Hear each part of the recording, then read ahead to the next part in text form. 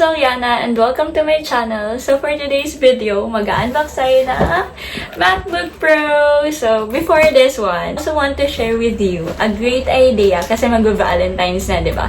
So this one is a great idea for your loved one. So if wala pa kayong naiisip na gift para sa jowa-jowa ni Jan, so I think this is a really cool gift and sobrang matutuwa sila dito kasi I think popular to, lalo na sa mga girls kasi yung mga friends ko sa FB, I saw them sharing this post. But this one is the Ben & Bart Turntable. So,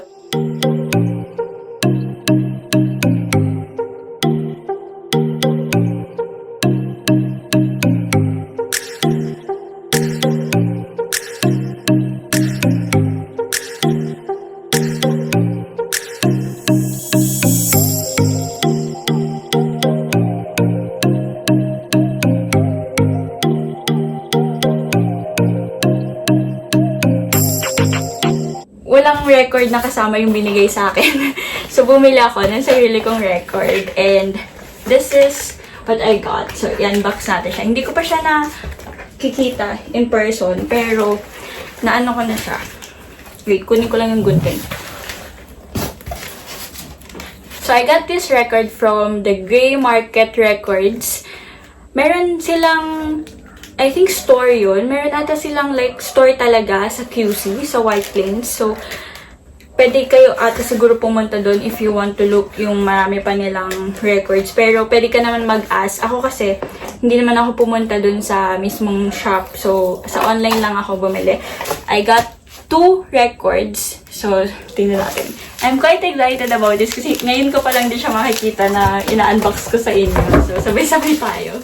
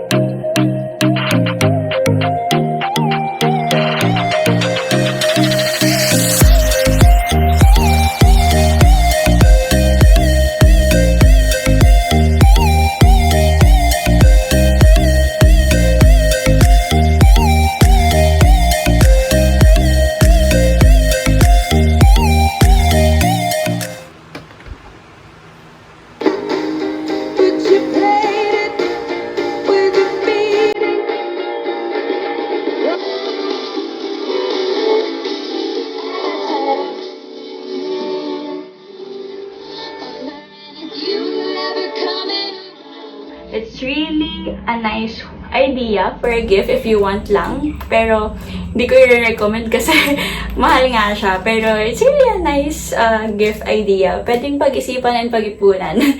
So, if it's not for Valentine's, maybe for Christmas. It's on to the next one. So, this is the main unboxing.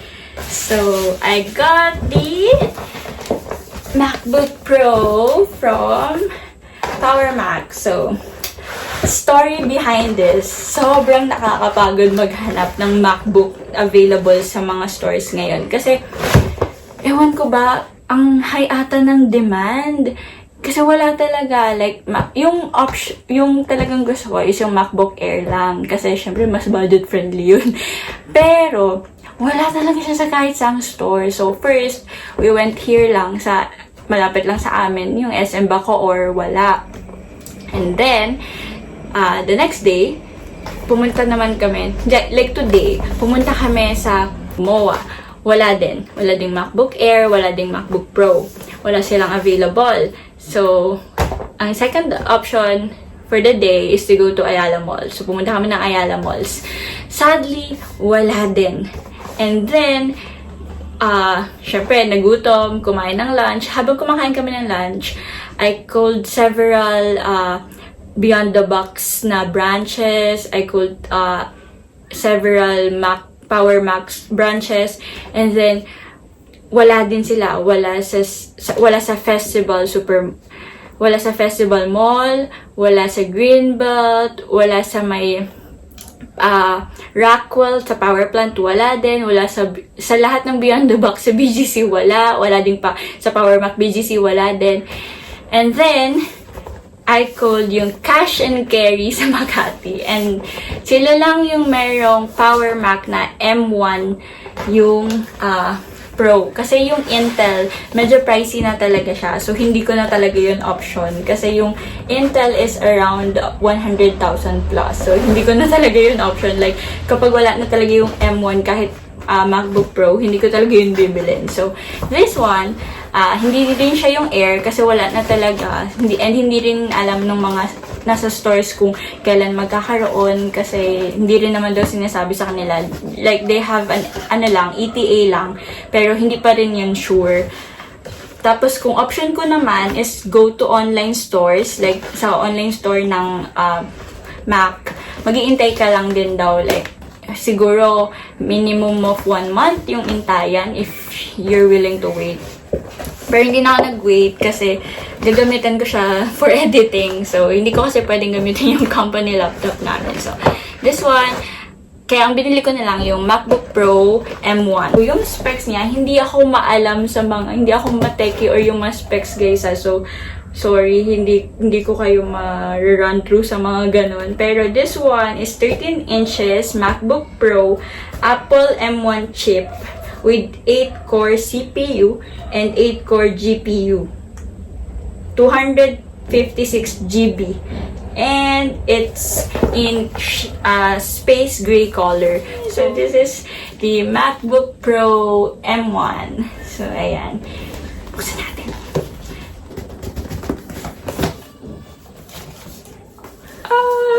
Ta-da! So, this is my first laptop that I owned na ako yung bumili. So, I'm quite excited because, syempre, investment for myself. And what you have inside the box is, syempre, the laptop itself, tapos yung wire for the charger. And charger, ito, ano ba tawag dito?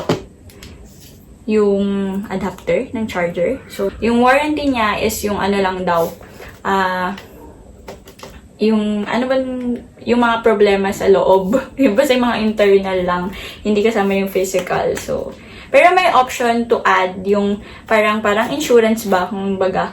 Pero mahal, it's 9,000 plus para lang doon. And sabi ko, wag na, hindi na. Ingatan ko na lang kasi sa bahay ko lang din naman gagamitin. And this one, meron siyang, ang kaibahan niya sa Air is 20 hours yung battery life niya, yung lifespan niya. Kasi yung Air is 18 lang. Tapos, as you can see here, I don't know if you can see it, but this one is a touch bar already. Parang yun yung major difference nila. And also yung Air kasi, mas okay daw yung Pro when you're editing videos kasi mas yung processor niya mas mabilis. Mas mabilis din daw talaga yung Pro compared to MacBook Air. Pero, comparing to the price, syempre, mas mura pa rin yung MacBook Air. So, if pang personal use lang and magagaan lang naman yung mga apps na ilalagay nyo or hindi naman siya for like hardcore editing and all, pwede na yung MacBook Air. This one, I got it, pero it's sulit naman kasi good pa din. Tsaka for editing videos na din kasi yung purpose na to, kaya ako bumili. That's why I bought it. So,